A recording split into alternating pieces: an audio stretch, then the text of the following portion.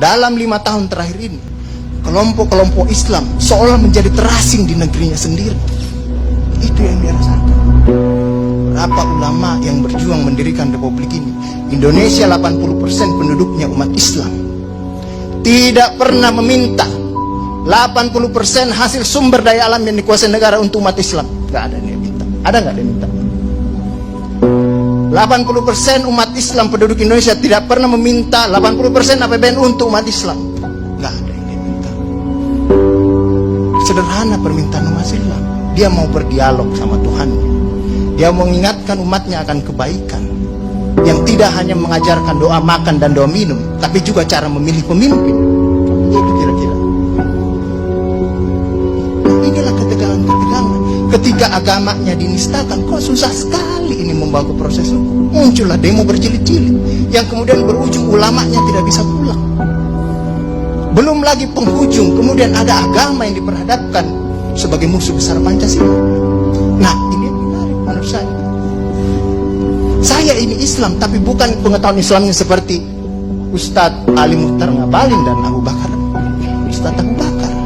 Tapi dengan segala awam saya terhadap Islam, ketika saya ditanya Pancasila itu di mana dalam kehidupan saya, maka saya akan mengatakan bahwa ketika saya lahir, orang tua saya itu membisikkan Pancasila di telinga saya. Cuma bahasanya bukan seperti yang tertulis dalam Undang-Undang Dasar itu. Dia membahasakan Allahu Akbar, Allahu Akbar, Asyhadu an la ilaha illallah, Asyhadu anna Muhammadar Rasulullah. Apa yang saya dengar di situ? Ketuhanan yang Maha Esa. Hayya 'alas shalah. Apa yang saya dengar di situ? Mari kita bersatu sama-sama, karena kita akan mendirikan sholat.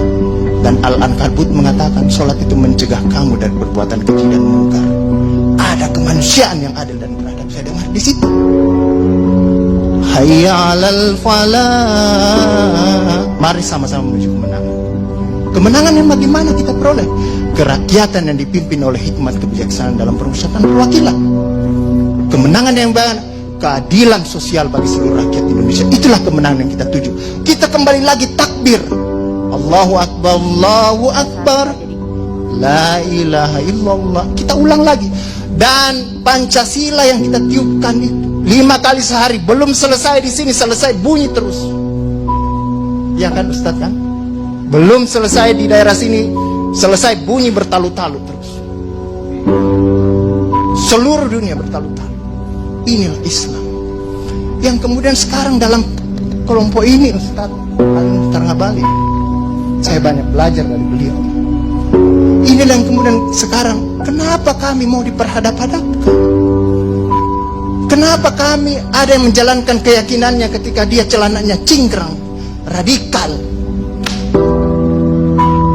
atau dia pakai cadar, dulu diperhadap-hadapkan. Saya Indonesia, saya Pancasila, ada dulu itu banyak sekali seperti itu. Kenapa kami seperti ini? Sekarang, akhirnya sekarang semua orang disuruh pakai cadar. Inilah kemudian rentetan yang membuat istilah tadi Ustadz Abu Bakar, kok paranoid sekali dengan undang-undang HIP ini. Ada luka. Ada luka yang tadinya sudah mulai mengering, dilupakan. Tapi tiba-tiba ini kemudian dikhawatirkan, jangan sampai Pancasila ini mau dipakai sebagai instrumen untuk membibirkan kelompok Islam dan kelompok. Apalagi kalau kita baca RUHP itu, memegang kekuasaan pembinaan ideologi Pancasila ada sama presiden. Saya juga baca-baca sekilas tadi. Kok di situ ditulis pendidikan nasional menurut undang-undang ini itu berubah. Tujuan pendidikan nasional oleh Undang-Undang Dasar mengatakan bahwa beriman, bertakwa, berakhlak mulia. Di sini diciptakan pendidikan nasional itu bertujuan untuk menjadi tenaga ahli dan terampil. Ini kan mau dikasih jadi tukang. bagi kapitalis kalau seperti itu berpikirnya. Nah, inilah yang kemudian yang dirasakan oleh kelompok-kelompok Islam dalam perspektif perjalanan konstitusional kita, bahwa ada yang tidak adil dilakukan oleh kekuasaan. Kelompok Islam selama ini tadi yang saya katakan tidak pernah meminta apa-apa. Paling jauh kelompok-kelompok Islam mungkin dapat honor dari negara. Itu pun tidak dipakai untuk foya, dikembalikan lagi untuk membantu negara, menghidupkan santri-santri, mencerdaskan kehidupan bangsa, menciptakan manusia-manusia yang beriman, bertakwa dan akhlak mulia. Yang sebenarnya tugas pemerintah itu dikembalikan lagi seperti itu.